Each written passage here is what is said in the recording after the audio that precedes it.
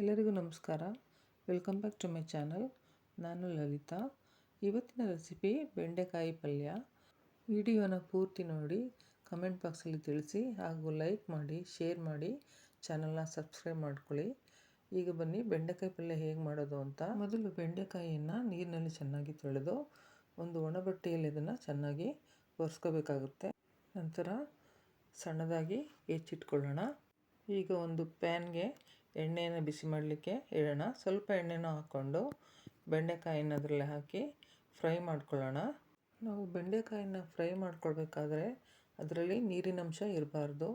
Complete ನೀರಿನಂಶ ಹೋಗೋವರೆಗೂ ಬೆಂಡೆಕಾಯಿನ ಚೆನ್ನಾಗಿ ಫ್ರೈ ಮಾಡ್ಕೋಬೇಕು. 5 ನಿಮಿಷಗಳ ಕಾಲ ಅದನ್ನು ಮೀಡಿಯಮ್ ಫ್ಲೇಮಲ್ಲಿಟ್ಟು ನಾವು ಫ್ರೈ ಮಾಡ್ಕೋಬೇಕಾಗುತ್ತೆ. ನೋಡಿ ಎಷ್ಟು ಸ್ಮೂತಾಗಿ ಆಗಿದೆ, ಬೆಂಡೆಕಾಯಿ ಚೆನ್ನಾಗಿ ಫ್ರೈ ಆಗಿದೆ. ಇವಾಗ ಇದನ್ನು ಎತ್ತಿಟ್ಕೊಳ್ಳೋಣ. ಈಗ ಒಂದು ಅಗಲವಾದ ಕಡಾಯಿಯನ್ನು ತೊಗೊಂಡಿದ್ದೀನಿ. ಈ ಕಡಾಯಿಯಲ್ಲಿ 2 ಟೇಬಲ್ ಸ್ಪೂನಷ್ಟು ಎಣ್ಣೆನ ಬಿಸಿ ಮಾಡ್ಕೊಂಡಿದ್ದೀನಿ. ಅದಕ್ಕೆ ನಾನು ಅರ್ಧ ಸ್ಪೂನಷ್ಟು ಸಾಸಿವೆ ಹಾಗೂ ಅರ್ಧ ಸ್ಪೂನಷ್ಟು ಜೀರಿಗೆಯನ್ನು ಸೇರಿಸ್ತಾ ಇದ್ದೇನೆ. ಹಾಗೆಯೇ ಕಡಲೆಬೇಳೆ 1 ಸ್ಪೂನಷ್ಟನ್ನು ಸೇರಿಸ್ತಾ ಇದ್ದೇನೆ. ಇದು ಸ್ವಲ್ಪ ಫ್ರೈ ಆದಮೇಲೆ ಈಗ ನಾನು ಸ್ವಲ್ಪ ಕರಿಬೇವನ್ನು ಕೂಡ ಸೇರಿಸ್ತಾ ಇದ್ದೇನೆ.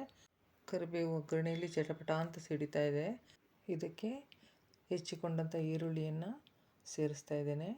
ನಾನು 2 ಗಡ್ಡೆ ಈರುಳ್ಳಿಯನ್ನು ಇಲ್ಲಿ ತೊಗೊಂಡಿದ್ದೆ. ಈಗ ಇದನ್ನು ನಿಧಾನವಾಗಿ ಫ್ರೈ ಮಾಡ್ಕೊಳ್ಳೋಣ. ಫ್ರೈ ಮಾಡುವಾಗ ಮೀಡಿಯಮ್ ಫ್ಲೇಮಲ್ಲಿ ಇಟ್ಟು ಫ್ರೈ ಮಾಡ್ಕೋಬೇಕು. ಇವಾಗ ಇದಕ್ಕೆ ಟೊಮೊಟೊ ಕೂಡ ಆ್ಯಡ್ ಮಾಡ್ತಾ ಇದ್ದೇನೆ.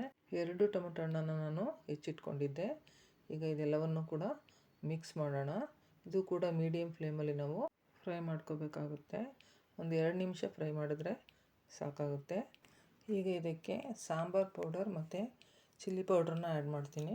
ಸಾಂಬಾರು ಪೌಡ್ರನ್ನ ನಾನು 2 ಸ್ಪೂನನ್ನು ತೊಗೊಂಡಿದ್ದೀನಿ. ಇದು ಮನೆಯಲ್ಲೇ ಮಾಡ್ತಕ್ಕಂಥ ಸಾಂಬಾರು ಪೌಡ್ರು. ಮತ್ತು ಸಪ್ರೇಟಾಗಿ ಚಿಲ್ಲಿ ಪೌಡ್ರನ್ನು ಕೂಡ ಸೇರಿಸ್ತಾ ಇದ್ದೇನೆ. ಚಿಲ್ಲಿ ಪೌಡ್ರನ್ನ 1 ಸ್ಪೂನ್ ನಾನು ತೊಗೊಂಡಿದ್ದೀನಿ. ಇದ್ರ ಜೊತೆಗೆ ನಾನು ಈಗಲೇ ಸಾಲ್ಟನ್ನು ಹಾಕ್ತೇನೆ. ರುಚಿಗೆ ತಕ್ಕಷ್ಟು ಉಪ್ಪನ್ನು ಇಲ್ಲಿ ಸೇರಿಸ್ಬೇಕಾಗುತ್ತೆ. ಈಗ ಇದನ್ನೆಲ್ಲವನ್ನು ಕೂಡ ಚೆನ್ನಾಗಿ ಮಿಕ್ಸ್ ಮಾಡೋಣ. ಒಂದು ಅರ್ಧ ನಿಮಿಷಗಳ ಕಾಲ ಇದನ್ನು ಫ್ರೈ ಮಾಡಿದರೆ ಸಾಕಾಗುತ್ತೆ. ಮತ್ತು ಲೋ ಫ್ಲೇಮಲ್ಲಿ ಇಟ್ಕೋಬೇಕು. ಯಾಕೆ ಅಂದರೆ ಸಾಂಬಾರು ಪೌಡ್ರು, ಖಾರದ ಪೌಡ್ರು ತಳ ಒತ್ತಬಾರ್ದು ಅಂತ. ಬೆಂಡೆಕಾಯಿಯನ್ನು ಹುರಿದಿಟ್ಕೊಂಡಿದ್ವಿ, ಅದನ್ನು ಈಗ ಸೇರಿಸ್ತಾ ಇದ್ದೀನಿ. ಜೊತೆಗೆ ತುರಿದ ತೆಂಗಿನಕಾಯಿಯನ್ನು ಕೂಡ ಹಾಕ್ತಾಯಿದ್ದೀನಿ. ತೆಂಗಿನಕಾಯಿ ತುರಿಯನ್ನು ಹಾಕೋದ್ರಿಂದ ಬೆಂಡೆಕಾಯಿ ಪಲ್ಯ ತುಂಬ ಟೇಸ್ಟಿಯಾಗಿ ಚೆನ್ನಾಗಿ ಬರುತ್ತೆ. ಈಗ ನೋಡಿ ಇದನ್ನೆಲ್ಲ ಚೆನ್ನಾಗಿ ಮಿಕ್ಸ್ ಮಾಡ್ಕೊಳ್ಳೋಣ. ಚೆನ್ನಾಗಿ ಮಿಕ್ಸ್ ಮಾಡಿಕೊಂಡ ನಂತರ ಸ್ವಲ್ಪ ಹುಣಸೆಹಣ್ಣಿನ ರಸವನ್ನು ನಾನು ಸೇರಿಸ್ತಾ ಇದ್ದೇನೆ. ಇದರಿಂದ ಪಲ್ಯ ಕೂಡ ಇನ್ನಷ್ಟು ಚೆನ್ನಾಗಿ ಟೇಸ್ಟ್ ಬರುತ್ತೆ. ಇದಾದ ನಂತರ ನಾನಿವಾಗ ಇದು ನಮಗೆ ಗ್ರೇವಿ ಬೇಕು ಅಂತಂದರೆ ನೀರನ್ನು ಸೇರಿಸ್ಕೋಬೋದು.